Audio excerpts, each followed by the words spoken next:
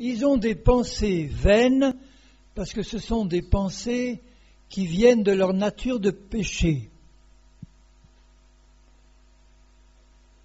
Ils ont l'intelligence obscurcie. L'intelligence, ça touche aussi au domaine des pensées. Ils pensent de manière ténébreuse, ils ne sont pas dans la lumière. Ils ont des raisonnements qui sont faux, des pensées qui sont dans le mensonge. Ils sont étrangers à la vie de Dieu, évidemment parce qu'ils sont païens, ils ne connaissent pas Dieu, ils n'ont pas la vie de Dieu en eux, ils sont étrangers à cause de l'ignorance qui est en eux et à cause de l'endurcissement de leur cœur, de leurs sentiments. Ils ont des sentiments durs, c'est-à-dire égoïstes, méchants. C'est ça la dureté spirituelle. Ayant perdu tout sentiment, tout bon sentiment, ils se sont livrés, ils se sont donnés à la dissolution, ça veut dire à l'impureté, à toutes sortes d'excès, pour commettre toute espèce d'impureté jointe à la cupidité. C'est pas très joli comme description, mais c'est comme ça que vivent tous ceux qui ne connaissent pas Jésus, plus ou moins. Et il dit à des chrétiens qui sont nés de nouveau, baptisés d'eau et d'esprit, il leur dit, attention chrétiens, vous ne devez plus marcher comme cela, comme ces païens-là. S'il n'était pas possible qu'un chrétien né de nouveau, si ce n'était pas possible qu'il marche comme ça, il ne leur dirait pas ça, d'accord ? Il leur dirait, maintenant que vous êtes chrétien, il n'y a plus aucun danger, que vous marchez comme les païens, c'est fini, c'est plus possible, c'est impossible. Là, il leur dit, attention, c'est encore possible. Même si vous êtes né de nouveau, même si vous êtes chrétien né de nouveau, il est possible que vous marchiez comme des païens si vous aussi, vous avez des pensées vaines qui viennent de votre chair, de la chair qui habite dans vos membres. Cette chair-là, si vous acceptez ces raisonnements, ces pensées, elle va obscurcir votre intelligence. Elle va endurcir vos sentiments.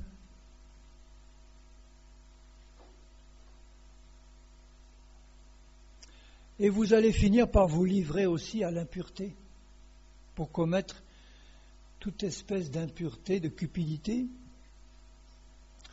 Non pas parce que vous n'êtes pas né de nouveau, mais parce que vous avez laissé cette puissance de péché vous contrôler. Alors que Christ vous a fait mourir à cette puissance-là.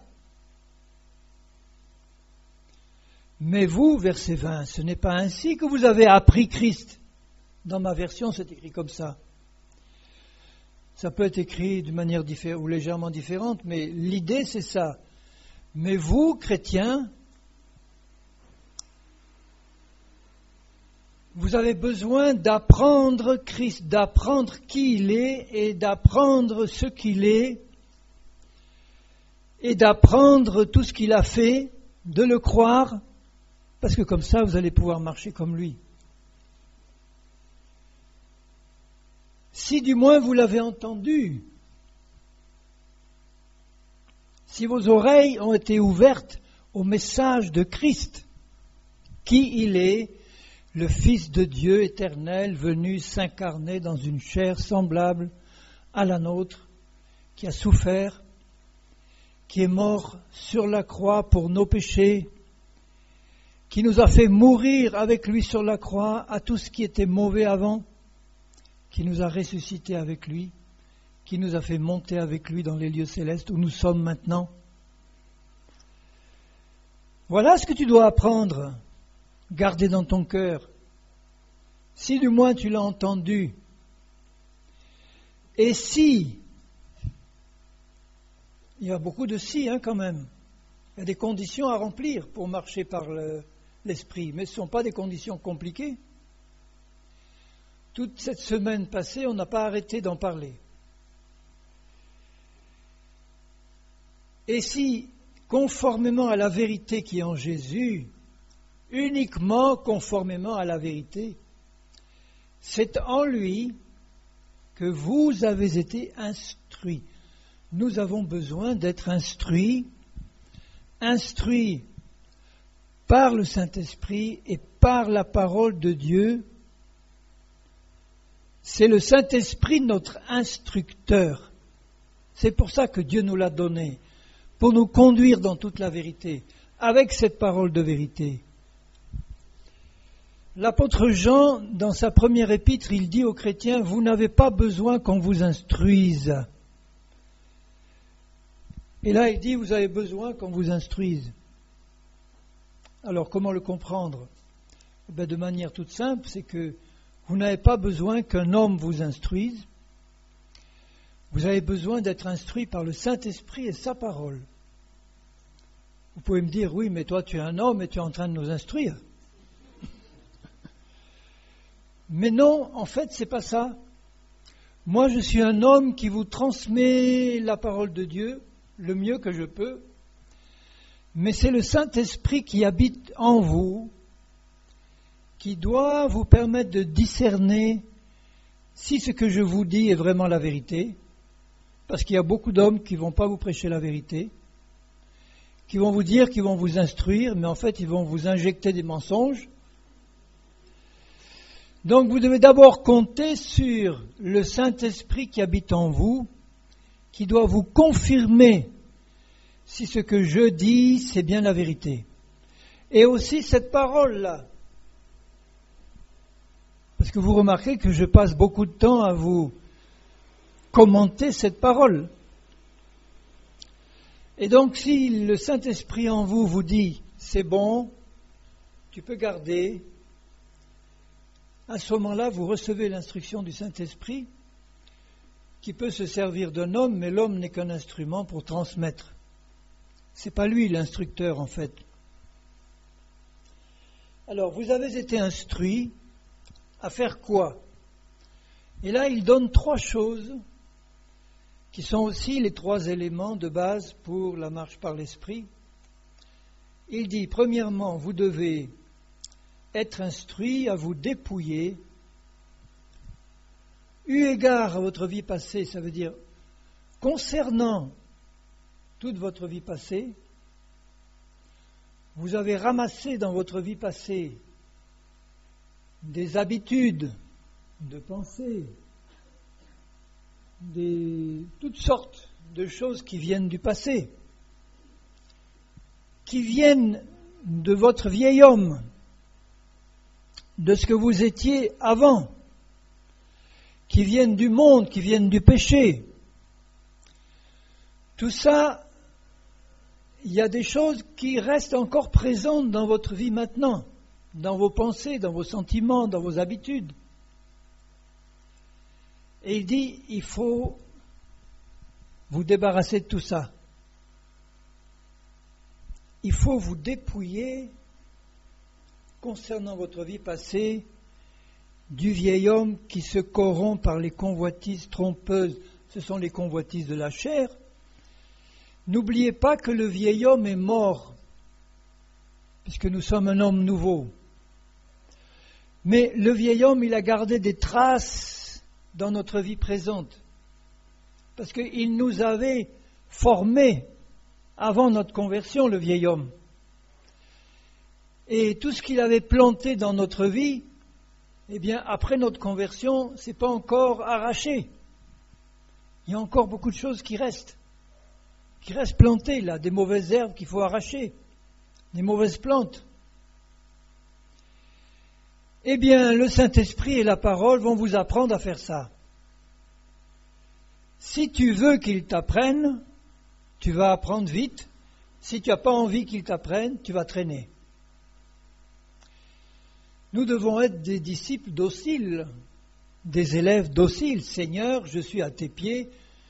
C'est pas simplement, bon d'accord, j'aime bien te contempler, mais je veux que tu m'apprennes à voir tout ce qui traîne encore, qui avait été mis par le vieil homme dans ma vie jusqu'à présent, je veux que tu le mettes en lumière pour que j'en m'en débarrasse. Simplement parce que tu me montres que ça vient du vieil homme, tu me le montres, je l'arrache et je le jette. Ça, c'est la première chose. Comment je me dépouille concrètement du vieil homme? C'est très simple. Seigneur, éclaire-moi. Je veux que tu me montres tout ce qui traîne encore, qui avait été mis en place dans ma vie passée par le vieil homme. Je sais que ce vieil homme est mort et qu'un nouvel homme, moi, je suis devenu un nouvel homme, mais je ne veux plus aucun souvenir de ce vieil homme-là dans ma maison. On va faire un nettoyage complet de la cave au grenier dans toutes les pièces. Partout où ce vieil homme, il a laissé là des dossiers, des meubles, des souvenirs, des choses qui viennent de la vie passée. Tout ça, Seigneur, on va débarrasser. On va faire la lumière dans chaque pièce. On va regarder partout. Le Seigneur est avec moi pour faire ce travail. Il ne peut pas le faire d'un coup, parce qu'il y en a trop. Il va le faire progressivement. Il va commencer par les choses les plus grossières, les plus évidentes. Et puis à chaque fois, il fait un nettoyage plus fin, plus subtil. Mais vous pouvez compter sur Dieu. Il va faire un nettoyage complet. Et il ne faut pas que je lui dise à Dieu, il ne faut pas que je dise, Seigneur, je veux que tout soit nettoyé, mais ce petit placard-là, je le garde pour moi. Parce que là, il y a quelque chose de précieux dans ma vie passée, de précieux, mais Jésus dit, tu veux aller jusqu'au bout avec moi, oui ou non?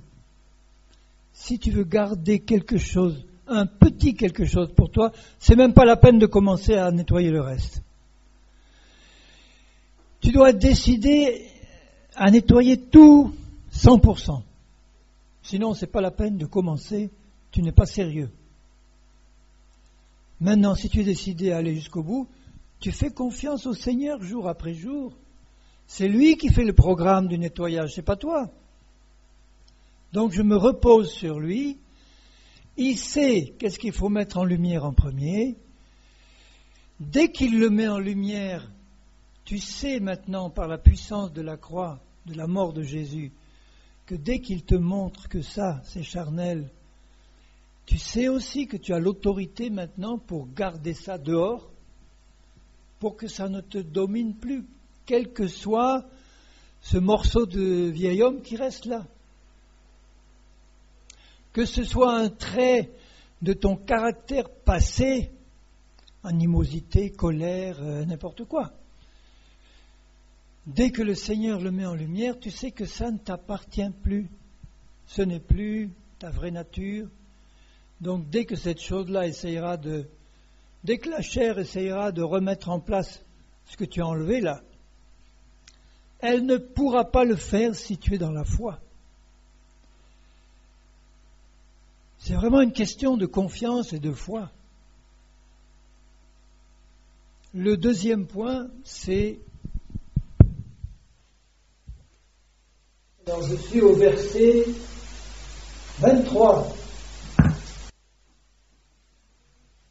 Ma Bible dit, vous devez être instruit à être renouvelé dans l'esprit de votre intelligence. Je sais que certaines versions sont différentes. Est-ce qu'il y a une version différente, par exemple, là? Non, c'est ça? À être renouvelé dans l'esprit de votre intelligence. Je sais qu'il y a d'autres versions. Comment?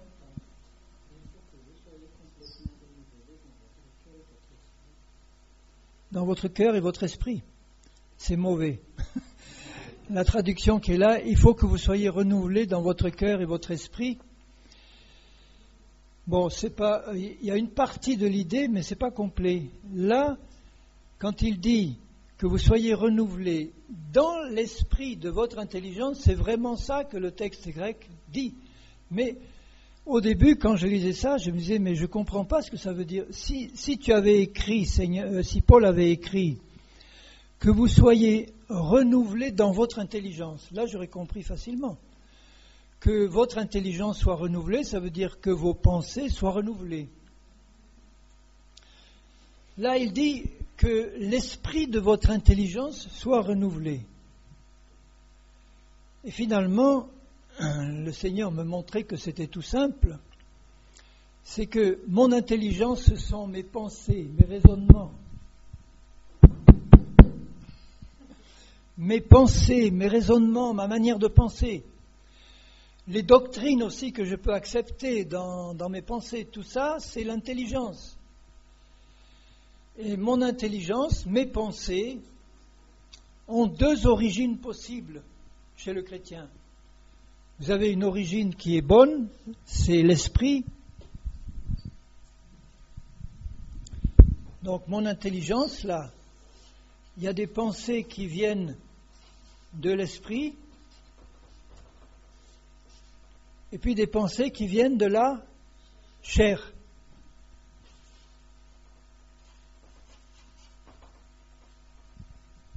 Alors, il dit, l'esprit qui inspire vos pensées doit être changé. L'esprit de votre intelligence doit être changé. Il dit, la chair est un esprit de péché. Là, je ne parle pas de la chair physique, de mon corps physique, mais je parle de ce que Paul appelle la puissance de péché et de mort qui habite dans mon corps physique et qui est différente de mon corps physique, mais comme elle est collée à mon corps physique, Paul l'appelle aussi la chair. Donc je vous le rappelle, dans la Bible, il y a la chair a deux significations possibles.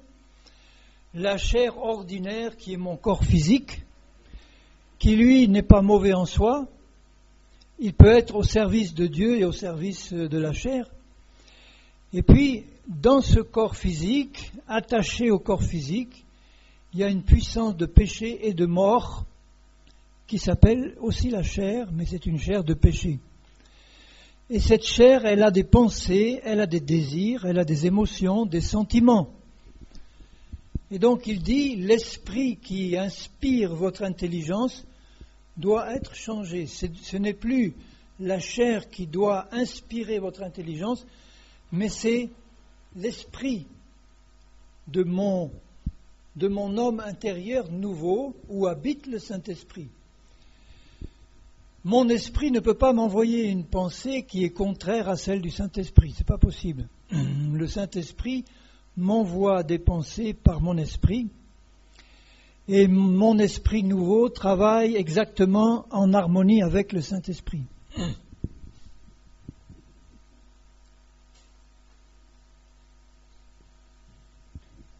Vous voyez que tout le travail pratique, il se fait essentiellement au niveau de mes pensées. Parce que le diable sait très bien qu'il peut contrôler un chrétien par les pensées mauvaises qu'il lui envoie. Nous sommes contrôlés par nos pensées, par ce que nous croyons dans nos pensées. Si nous avons une pensée qui est un mensonge, et si nous croyons que ce mensonge est vrai, alors là on est contrôlé par un mensonge. Et c'est très facile pour le diable de profiter de l'ignorance d'un chrétien. Si un chrétien ne connaît pas la Bible, ne connaît pas le Seigneur, eh bien le diable lui envoie des pensées qui ne sont pas justes. Et si ce chrétien, il prend ça et il met ces pensées-là dans son intelligence, il va être contrôlé par le diable. Il n'a pas besoin d'être possédé par des démons. C'est très facile pour le diable de contrôler un chrétien. Il suffit de lui injecter par la chair des pensées d'orgueil, d'animosité, de tout ce que vous voulez qui vient de la chair. Donc je dois veiller soigneusement sur mes pensées. L'apôtre Paul dit, je dois amener chaque pensée captive à l'obéissance de Christ. Ouh, quel programme!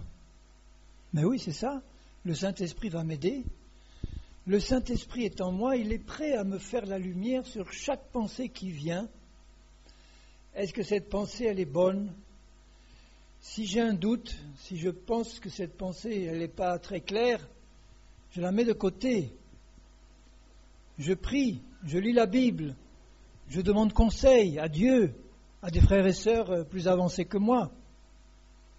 Il y a beaucoup de chrétiens qui se font contrôler par des pensées, ils croient que ça vient de Dieu,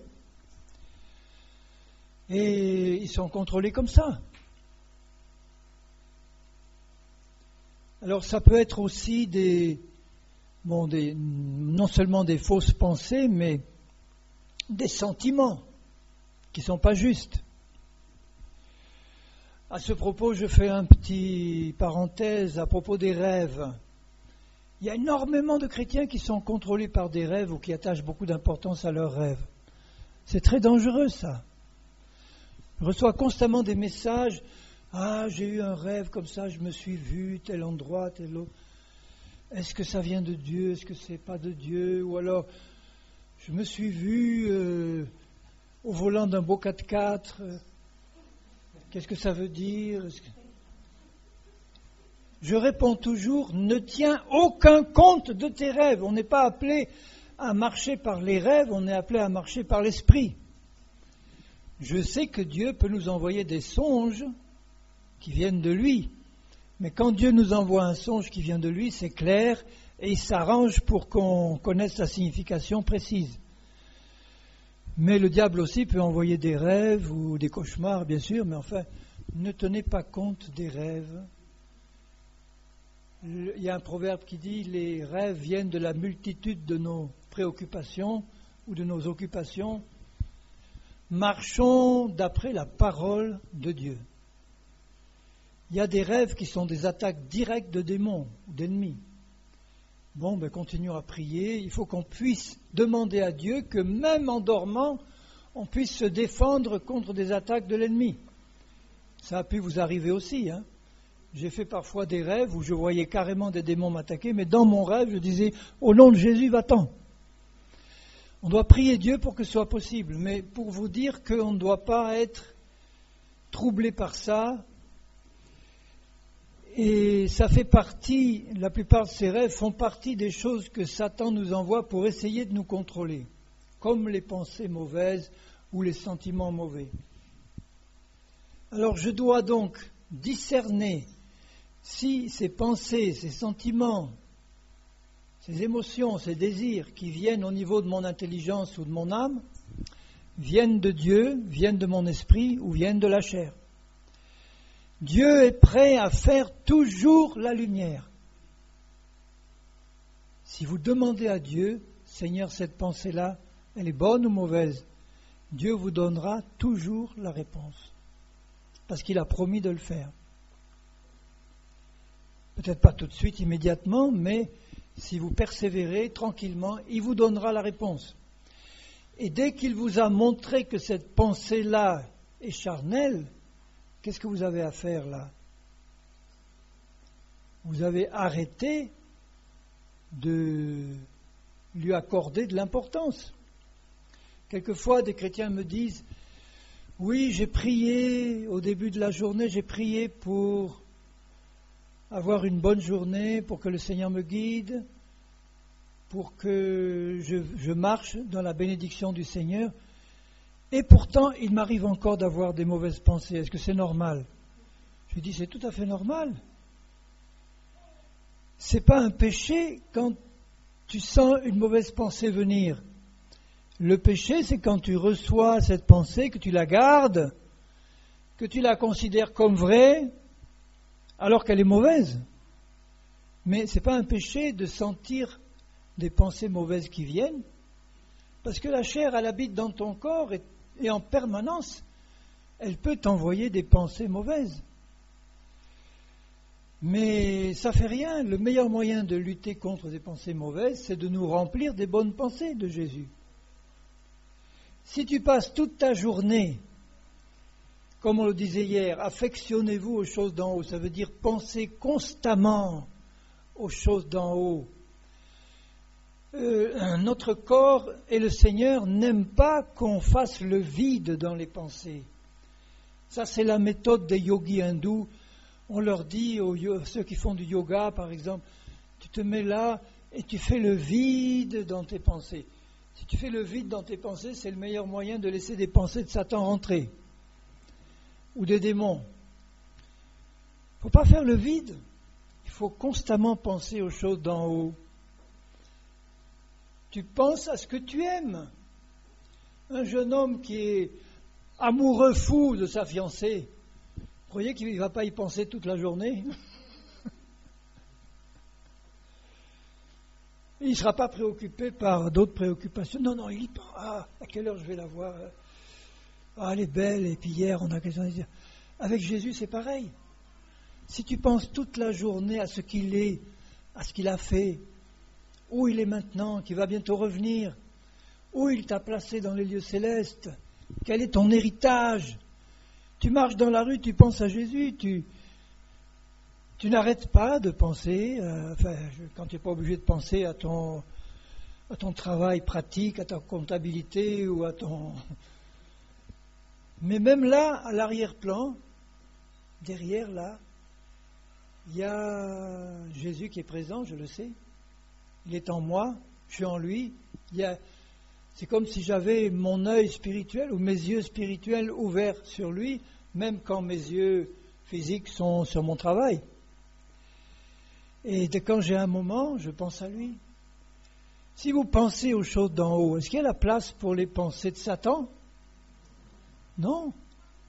C'est le meilleur moyen. Alors n'essayez pas de lutter contre les mauvaises pensées. C'est comme pour les ténèbres et la lumière.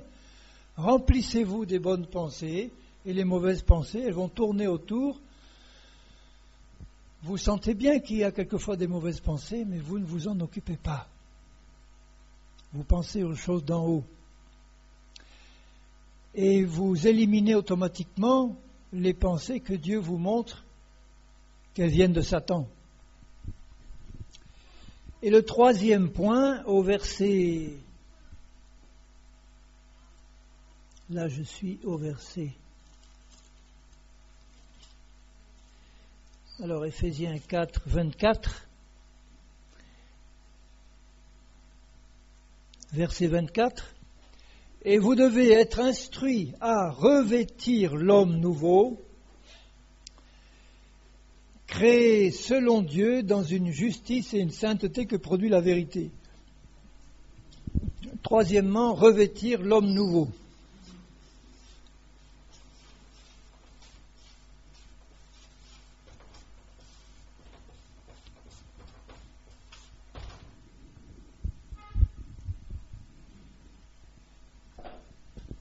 L'homme nouveau, c'est la nouvelle personne que je suis en Christ. Là aussi, je dois savoir quelle est sa qualité, que c'est une nouvelle création pure, qui n'a rien à voir avec le vieil homme, qui est délivré de toute l'hérédité mauvaise depuis Adam. La seule hérédité de ma nouvelle nature, c'est Dieu, c'est lui mon Père. Et cette nouvelle nature, elle est créée selon Dieu, à l'image de Dieu, dans une justice et une sainteté parfaite que produit la vérité qui est Jésus. Voilà ce que je suis, ce que tu es quand tu es une nouvelle création. Et revêtir l'homme nouveau, ça veut dire il faut laisser se manifester à l'extérieur ce que tu es déjà dedans. Pour que ça puisse se manifester à l'extérieur, il suffit de croire que tu l'as déjà, que tu l'es déjà. Si tu crois, tu verras. Si tu crois, tu verras se manifester ce que tu crois. C'est pour ça que dans la plupart des chrétiens, on ne voit pas l'homme nouveau se manifester, parce qu'ils ne savent pas qu'ils en ont un comme ça. Ils ne peuvent pas le croire s'ils ne le savent pas. S'ils croient qu'ils sont toujours des pauvres pécheurs, c'est ça qui va se manifester dans leur vie. C'est obligé. Il te sera fait selon ta foi. Si tu crois ce que Jésus dit que tu es, c'est une grâce de Dieu, j'ai rien mérité, ça m'a été donné. Donc j'ose croire que je suis vraiment un fils de Dieu, une fille de Dieu, créé à l'image de Jésus, parfait dans son esprit, saint, juste, vrai. Seigneur, j'ai besoin de le voir se manifester, ça. Je ne veux pas que ça reste dedans, il faut que ça sorte. Mais pour que ça sorte, il suffit que je le sache et que je le croie. Donc dans la pratique, là les points il les a mis dans cet ordre, mais dans la pratique, on va d'abord commencer par le numéro 3. Dans la pratique, il faut d'abord savoir que nous sommes un être nouveau, connaître sa qualité, connaître la vérité, garder ça dans le cœur. Bon, à partir de là, je le sais. Maintenant, Seigneur, tu vas m'aider à surveiller toutes les pensées contraires à cette vérité-là, à être éclairé de plus en plus que j'avance avec toi par ton esprit et ta parole, de manière à ce que maintenant, concrètement, je puisse me dépouiller de tout ce qui vient encore du passé, qui n'est pas juste. Et dès que je me dépouille de quelque chose qui vient du vieil homme, automatiquement, je mets en place le nouvel homme.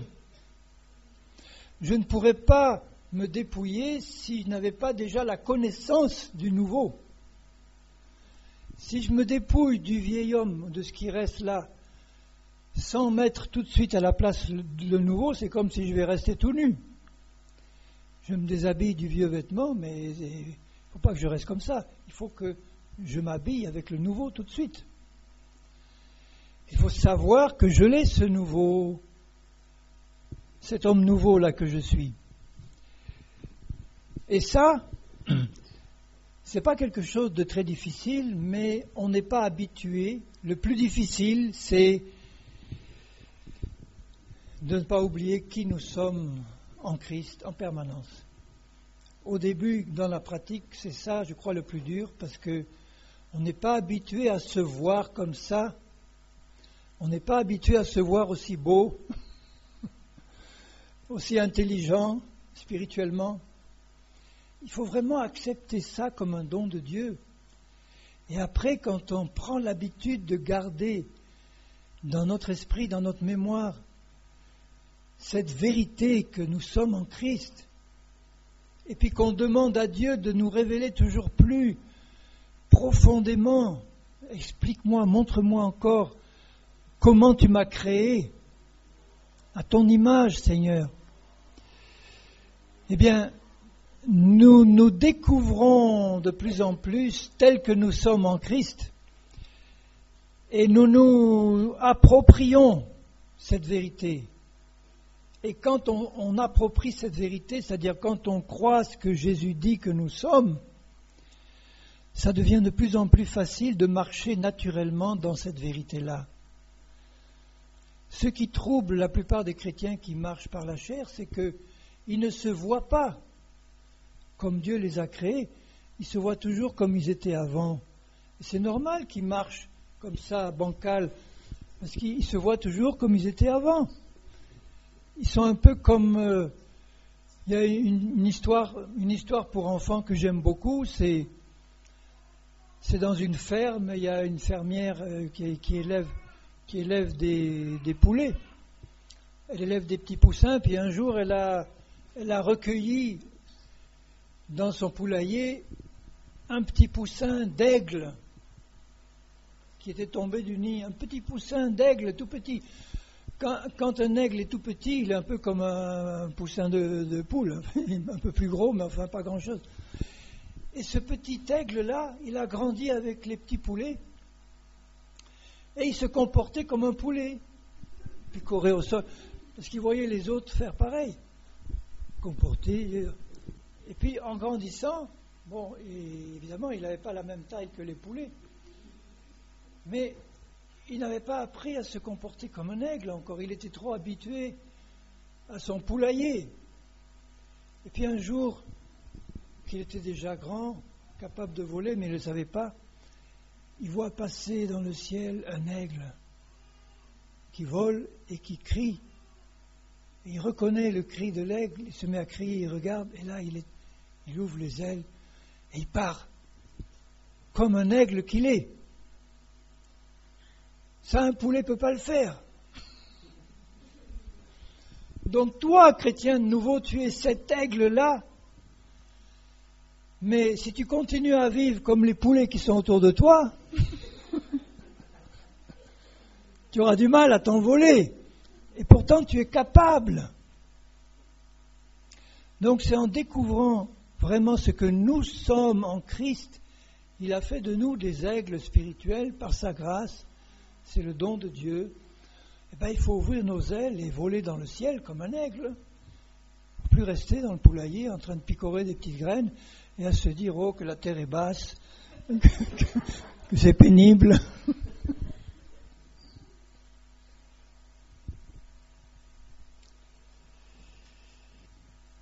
Voilà la pratique de la marche par l'esprit, elle est là, toute résumée.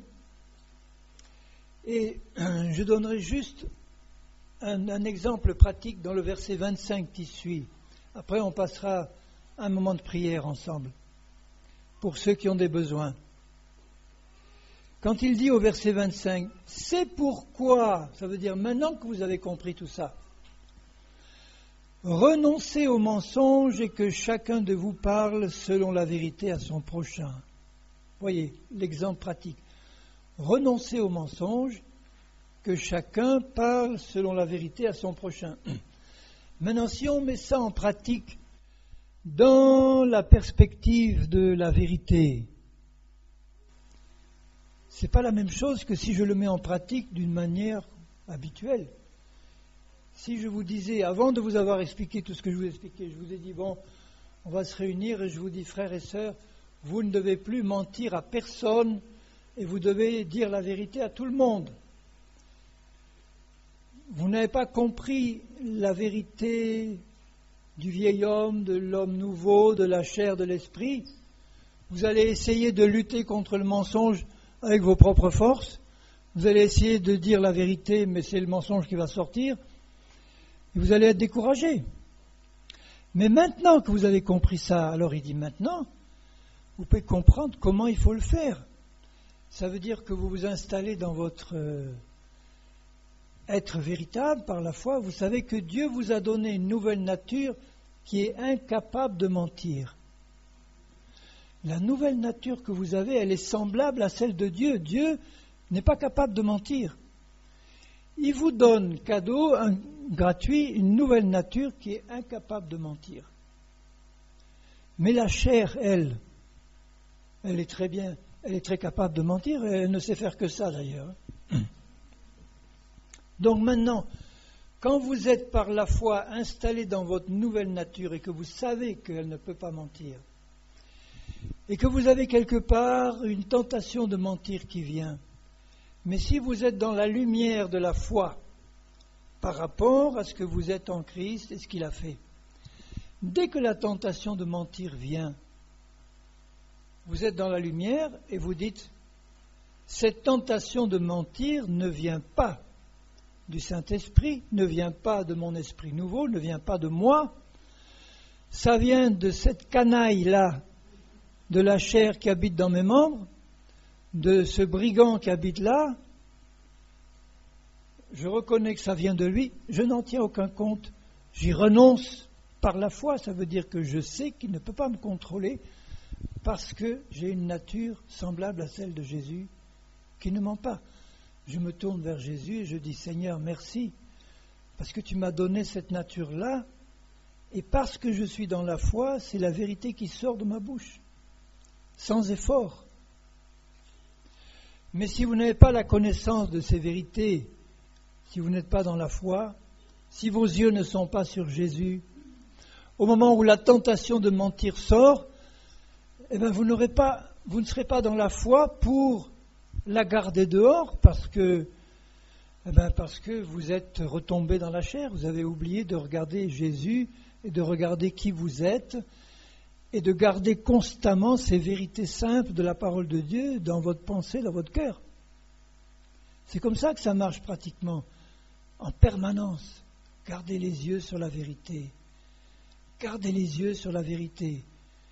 La chair va constamment essayer de vous remettre dans la boue, mais si vous restez dans votre position et si vous pensez constamment aux choses d'en haut, elle ne pourra pas vous contrôler. Et vous serez surpris de voir combien c'est facile.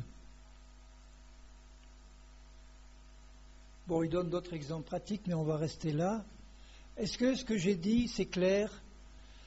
Bon, il y a des répétitions par rapport à ce que j'ai dit avant, mais à chaque fois, j'essaye quand même de mettre du nouveau ou du pratique. La pratique, c'est vous qui la vivez et qui allez la vivre. Hein. C'est-à-dire chaque événement de la vie, chaque contrariété même de la vie, c'est là que vous devez pratiquer pour ne pas laisser sortir la chair et laisser sortir l'esprit. Vous allez vous chuter de nombreuses fois. Je ne vais pas vous encourager à chuter, mais ça va arriver au début. Mais je dirais, ça ne fait rien. Une fois que vous avez compris le principe spirituel qui est derrière, vous reconnaissez la chute, vous repartez avec Jésus et vous avez une nouvelle occasion d'apprendre tout de suite après. Et je vous garantis que vous allez faire des progrès infiniment plus rapides qu'avant, parce qu'avant, vous n'aviez pas les clés, les quelques clés de base là qui ouvrent toutes les portes. La grande clé, c'est Jésus, c'est-à-dire ce qu'il est, ce qu'il a fait. Et tout ce qu'il a fait, il vous a mis en lui pour le faire avec lui.